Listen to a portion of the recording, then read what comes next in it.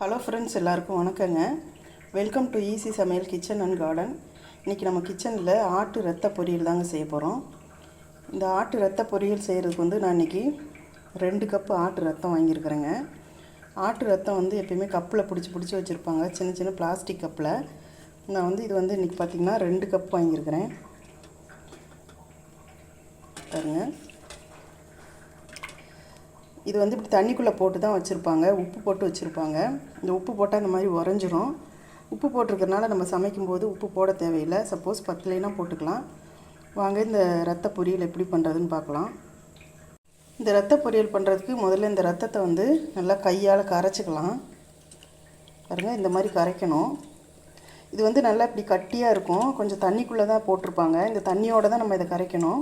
இந்த தண்ணி வந்து நம்ம வறுக்கும்போது நல்லா ரத்தம் வெந்து வரும்போது இந்த தண்ணியெல்லாம் சுண்டி வந்துடும். சப்போஸ் தண்ணி அதிகமாக இருந்ததுன்னா அந்த தண்ணியை கொஞ்சமாக நீங்கள் வடித்து விட்றலாம். கொஞ்சம் தேவையான அளவுக்கு வச்சுக்கலாம். ஆனால் கொஞ்சம் தண்ணியோடு தான் வைக்கணும், அப்போ தான் அந்த தண்ணியில் வேகும் ரத்தம் நல்லா. இதெல்லாம் இந்த மாதிரி கரைச்சிக்கலாம். அப்படி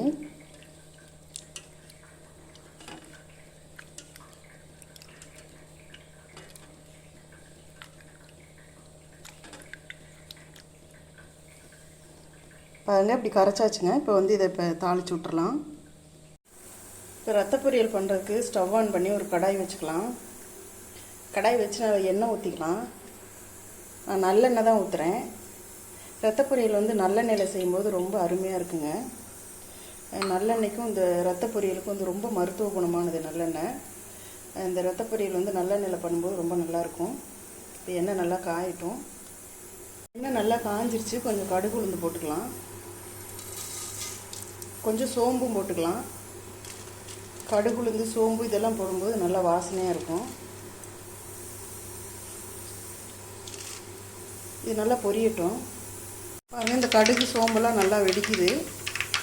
நல்லா பொரிஞ்சதுக்கப்புறம் வெங்காயம் சேர்த்துக்கலாம். நான் வந்து ஒரு 2 பெரிய சைஸ் வெங்காயம் எடுத்து இந்த மாதிரி பொடியாக கட் பண்ணி வச்சுருக்கிறேன். இதை சேர்த்துக்கலாம். நான் பெரிய வெங்காயமாக இருந்ததுனால 2 வெங்காயம் மட்டும் கட் பண்ணி வைக்கிறேன். நீங்கள் சின்ன வெங்காயமாக இருந்தால் 4 வெங்காயம் கூட சேர்த்துக்குங்க. இதில் சேர்த்துடலாம். இது கூடவே கொஞ்சம் கறிவேப்பிலையும் சேர்த்துடலாம். ஒரு 4 பச்சை மிளகாய் இந்த மாதிரி பொடியாக கட் பண்ணி வச்சுருக்கிறேன். இதையும் சேர்த்துடலாம். இந்த ரத்த பொரியலுக்கு வந்து பச்சை மிளகாய் தான் சேர்க்கணும். பச்சை மிளகாய் சேர்த்தா தான் நல்லா டேஸ்ட்டாக இருக்கும். இது நல்லா வதக்கிக்கலாம். இதெல்லாம் இப்போ இது நல்லா வதங்கி வரட்டும். ரத்த பொரியலுக்கு வந்து இஞ்சி பூண்டெல்லாம் சேர்க்கக்கூடாதுங்க. ஒரு சிலர் வந்து இஞ்சி பூண்டு பேஸ்ட்டு சேர்ப்பாங்க. அந்த இஞ்சி பூண்டு பேஸ்ட்டு சேர்க்கும்போது அந்த ரத்தத்துக்குள்ளான வாசத்தையே அடைக்கிடும்.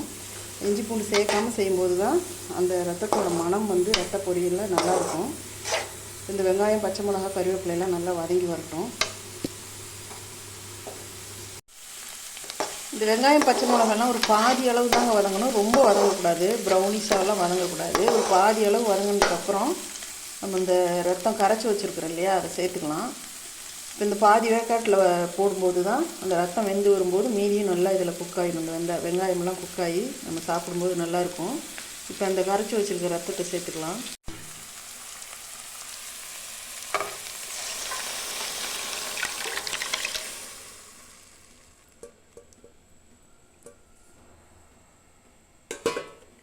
சேர்த்துட்டு இது அப்படியே கொஞ்சம் நேரத்துக்கு கொஞ்சம் மீடியம் ஃப்ளேமில் வச்சுக்கலாம். அப்போ தான் இது வந்து நல்லா வெந்து வரும். இப்படி கலந்து விட்டுறலாம். நல்லா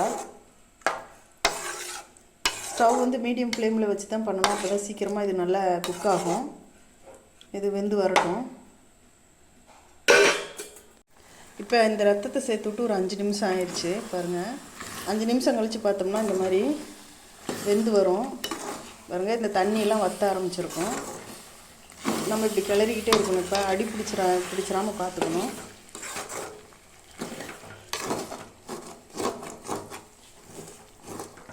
பாருங்கள், எப்படியெல்லாம் உருண்டு வருது பாருங்கள். இந்த ரத்தமெல்லாம் நம்ம ஊற்றின தண்ணியும் அப்படியே கொஞ்சம் கொஞ்சமாக வற்றிக்கிட்டு இருக்கு.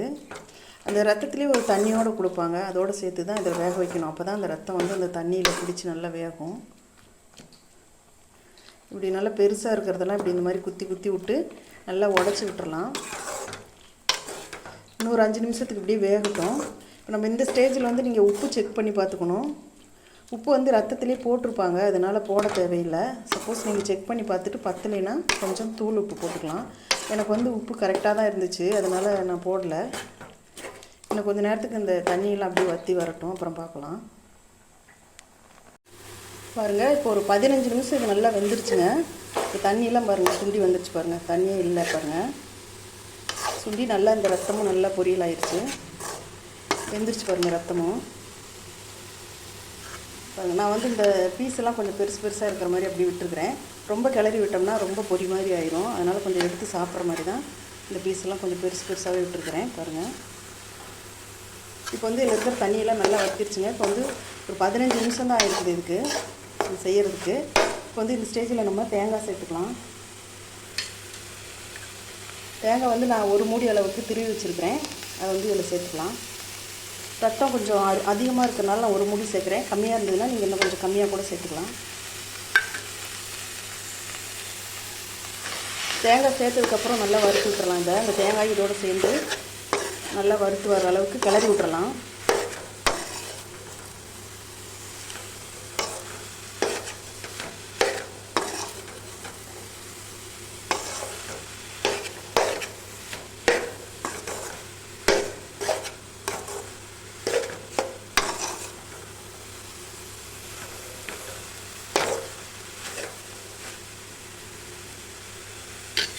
இப்போ கொஞ்சம் மல்லித்தலையும் தூவிக்கலாம்.